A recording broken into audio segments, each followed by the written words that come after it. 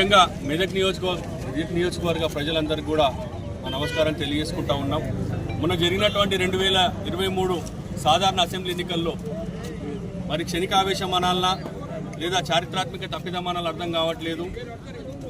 సరే కొద్ది పార్టీ ఇబ్బందుల వల్ల పార్టీని వీడిపోయి తప్పుదోవపోయినామనే ఒక భావనకు రావడం జరిగింది.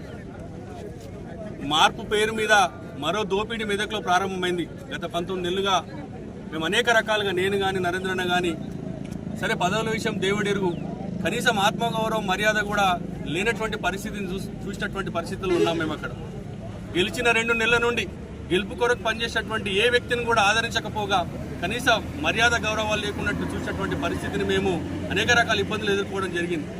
మరి ముమ్మాటికి మాకు అర్థమైన విషయం ఏంటంటే, ఈ తెలంగాణ రాష్ట్రంలో మరి అప్పుడే పుట్టిన చంటి బిడ్డ తల్లి దగ్గర ఉంటే ఎంత క్షేమంగా ఉంటుందో, ముమ్మాటికి తెలంగాణ కూడా కేసీఆర్ గారి చేతుల్లో ఉంటే అంతే క్షేమంగా ఉంటుందని ఒక భావనతోని మరోసారి మేము చేసినటువంటి పొరపాటును యావత్ మెదక్ ప్రజానికి మమ్మల్ని క్షమించాలని మనస్ఫూర్తిగా వారికి కోరుకుంటూ, మరి ఈ రోజు మమ్మల్ని అందరినీ కూడా ఆహ్వానించడానికి మరి సొంతింటికి తిరిగి వచ్చిన సందర్భంలో టీఆర్ఎస్ పార్టీ కుటుంబ సభ్యులందరూ కూడా పేరు పేరున మరి శిరస్సు వంచి వారికి నమస్కారాలు తెలియజేస్తూ, భవిష్యత్తులో మరి ఇక్కడ ఉన్నటువంటి టీఆర్ఎస్ పార్టీ క్యాడర్తో అందరం కూడా మెదక్ను పూర్వవైభవం దిశగా మా వంతు కృషి చేస్తామని తెలియజేస్తూ, అక్కడ అనేక రకాల అవమానాలే కాకుండా కుటుంబ సభ్యులను సైతం కూడా వారు మరి చెప్పుకోలేనటువంటి భాషలో, చెప్పుకోలేనటువంటి పదాల్లో మేము అందరం కూడా ఎదుర్కోవడం జరిగింది. కాబట్టి మెదక్ ప్రజలందరూ కూడా గమనిస్తూ ఉన్నారు.